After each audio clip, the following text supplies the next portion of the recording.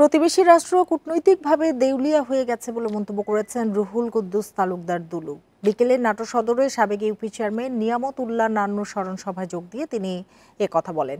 রুহুল কুদ্দুস তালুকদার দুলু বলেন, মালদ্বীপ, শ্রীলঙ্কা, বাংলাদেশ সব রাষ্ট্রকে ভারত অবহেলা করে নিজেরাই এখন বিপদগ্রস্ত।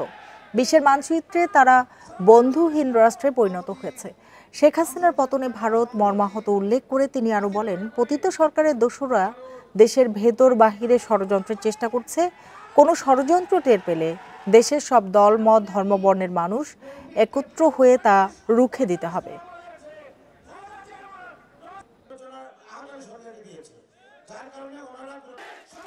পার্শ্ববর্তী রাষ্ট্র ভারত, আমি মনে করি ভারত কূটনৈতিক ভাবে দেউলিয়া হয়ে গিয়েছে।